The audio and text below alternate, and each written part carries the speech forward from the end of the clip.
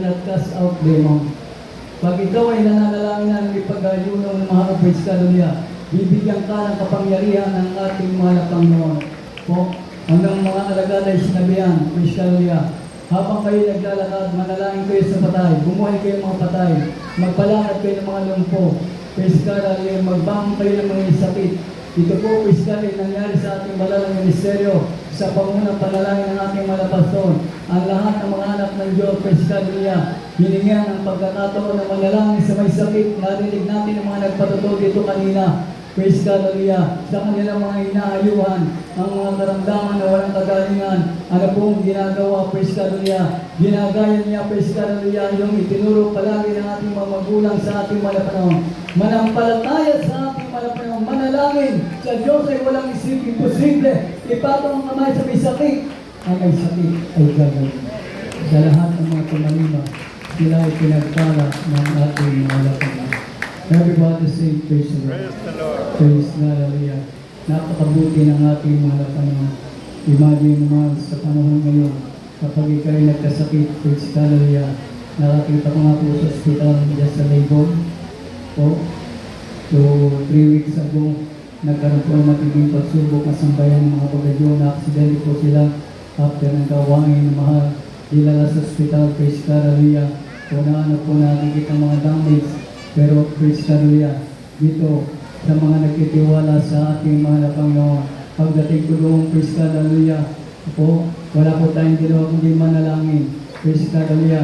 After prayer ng mahal, nung check-up ng mahal, praise God, hallelujah, lahat po sila, praise God, negative, praise God, hallelujah, sa mga damages. Ganyan katotoo mga ang ating mga Panginoon kapag sinusunod po natin ang turo ng ating mga Panginoon sa pamamagitan ng ating mga magulang sa ating mga Panginoon. Sabi nga, exercise lagi your faith. Palagi po natin, praise God, hallelujah, i-exercise ang ating pananampalataya at tayo, praise God, hallelujah, ay palagi sasamahan ng ating mahal na Panginoon. Wala po tayong pinutularan dito. Hindi po natin kinukumpara, praise God, ang ating beloved parents in the Lord sa kasi namang lingkod ng Diyos. Amen. Sapagkat hindi po natin sila pwede kumpara, sapagkat Diyos po ang nagbigay po sa kanila sa atin. Praise God, ang sabi ng Biblia, and I will give you pastor that will give you knowledge and understanding. Yan po sa katawan po natin na malibang Yeso Willie Estrada Almeida. Praise God, kabalikat ng ating laris ng Pastor Willie Estrada sa po na kanilang mga mahal sa buhay. Kabalikat po yung mga manggagawa, praise God, hallelujah. For how many years, praise God, hallelujah, na tayo po ay narito sa banal ministeryo ito. Kanina po may nagpatotoo, almost 40 years na siya sa banal ministeryo ito. Praise God, may karamdaman na, grabing karamdaman noon. Pero mula noon hanggang ngayon, nananatiling, praise God, hallelujah, malusog, malakas, sapagkat ang karamdaman na pinagaling dito, praise God, hallelujah, ay hindi na binabalik ng ating mahal na Panginoon. Amen. Everybody say, praise the Lord. Praise the Lord. Maraming ka na lang kung tayo pinagkulang at pinalalahanan ng ating mahal na Panginoon. Pero sa mga anak ng Diyos, ito po'y pinahintulot ng mahal na Panginoon. All things work together for good for them that love the Lord. Sapagkat kapag tayo nagkakamali, tayo po hindi pinapalalahanan ng ating mahal na Panginoon. Ang mabuting bagay, ang paalala pa rin ng ating mahal na Panginoon ay nakakabuti sa bawat isa atin. Sapagkat ayaw ng mahal na Panginoon na isaman sa akin ay mahulog pa sa kanyang kamay, sapagkat nakakatakot na bagay ang mahulog sa kamay ng ating mga Panginoon. Ating ang buksan ang ating balang na kasulatan sa aklat po ng Sawa 14:22. Dito po sa aklat ng mga gawa, Kapitulo 14, ang talata po ay 22. Dito po sinasabi, na pinagtibay ang mga kaluluwa ng mga alagad at inaaralan sila na magsipanatili sa pananampalataya at sa pamamagitan ng maraming mga kapighatian ay kinakailangan magsipasok tayo sa kaharian ng Diyos. Amen. Everyone say, praise the Lord. Kaya walang dahilan para tayo po, praise God, ay hindi maglingkod sa mga lakas. Alam natin, praise God, ang pinag-uusapan ng ating paglilingkod ay kaligtasan. At wala pong may-ari ng kaligtasan kundi ang ating mahal na Panginoon. At ito po ay matatanggap ng anak ng mga mahal na Panginoong Kristo ng kaligtasan. Kristo kung tayo po ay kikilala, maglilingkod sa ating mahal na Panginoon. Kaya ang sabi na Apostol Pablo na pinatitibay ng ang mga kaluluwa ng mga alagad at inaaralan sila. Kaya tayo, Kristo, palagi inaaralan upang matuto, Kristo, di pinag-uusapan dito na tayo marunong na. Praise God, hallelujah. Kapag na pinag-uusapan dito, ang sa Diyos ay nakikinig ng salita ng Diyos, praise God, at ang pananampalataya ay nanggagaling sa pakikinig at pakikinig ng salita ng ating mga Panginoon. Kaya ang ating sinusunod ay ang daan, praise God, hallelujah, na tinuro sa atin ng ating mga magulang sa ating mga Panginoon, na siya natin dapat lahakin, praise sa ating paglilingkod sa ating mga Panginoon, upang makamit natin palagi ang pangako ng ating mahal na Panginoon.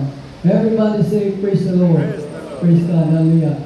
Bata o matandang, praise God, hallelujah. Po, ito po ay pinatitibay ng ating mahal na Panginoon.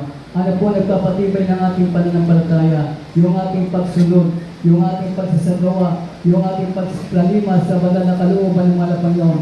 Yan po nagpapatibay ng ating mga kaluluwa, ng ating paglilingkod sa ating mahal na Panginoon. Sapagkat ang mga anak ng Diyos, praise God, hallelujah, hindi natin tingnan na sa kaliwa na sa kanan, kundi ang sabi ng Hebrews 12:2, just looking unto Jesus, the author and finisher of our faith. Praise God, wala tayong dapat tingnan, kundi ang ating malapan sapagkat siya lamang ang tagapag-ayos, praise God, hallelujah, ng ating kaluluwa at ating mga kaligtasan. Amen? Praise God, hindi tayo may liligtas ang ating mga mahal sa buhay. Hindi tayo may liligtas ang ating mga kaimanan at ari-arian. Ang lahat ng yan, praise God, hallelujah, ay pansamantala lamang. Ang mabuting bagay, praise God, alam natin na kapag tayo gumagawa at sumusunod sa kalooban ng Diyos, ang lahat ng yan ay binibigay ng ating mahal na Panginoon.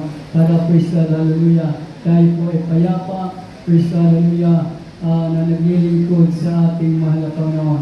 Sapagkat alam natin, praise God, hallelujah, pag may pagpapala, lalong masarap maglingkod sa ating mahal na Panginoon. Amen. Everybody say, praise the Lord. Kapag meron kang pangailangan, hindi ka mahihirapan. Praise God, meron kang pagpapala. Kapag ikaw may karamdaman, hindi ka mahihirapan. Praise God, hallelujah, sapagkat alam mo ang iyong gagawin. Kung ikinagkukulan ng panalangin, ng pananampalataya, ang sabi ng Biblia, is there any sick among you? Call the elder of the church and pray for them. Kaya wala na tayong hahanapin pa sa ating paglilingkod sa ating mahal na Panginoon. Praise God, hallelujah. Hindi atin na lang pagpatuloy ang ating paglilingkod hanggang sa pagbabalik ng ating mahal na Panginoon. Ating buksan ng Lucas 21:19. Ating sinod ang John chapter 26.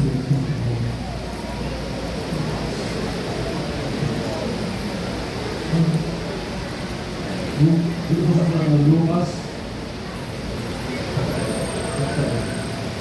Lucas 21:19. Lucas 21, talaan si Bebe. Ito po ang sinasabi. Sa inyong pagtitiis ay may pagwawagin ninyo ang inyong mga kaluluwa. Amen. Sa inyong pagtitiis, may pagwawagin ninyo ang iyong mga kaluluwa. Kaya nga po naman, kahit mainit ang panahon, nagtitiis po tayo. Praise God, hallelujah.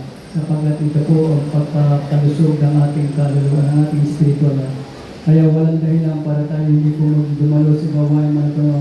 Kahit mainit po ang ating lugar, ang pinag-uusapan dito, praise God, hallelujah, ay ang pagsunod at pagkasagawa ng kalooban ng mga pananglitan. Dapat na pagtitiis, subalit ang mabuting bagay. After we have done the will of God, God will answer our prayer. Praise God. At idagdag ang talatang ito, aklat na John, aklat ng Juan 26, aklat ng Juan 19:26. Dito po sa aklat ng Juan, talatang 19, talatang 26 at 27. Ito po ang sinasabi.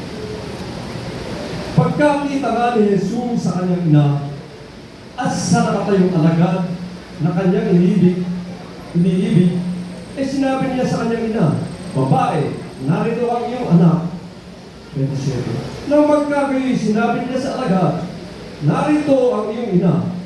at buhat ng oras na iyon ay tinanggap siya ng alagad sa kanyang sariling tahanan.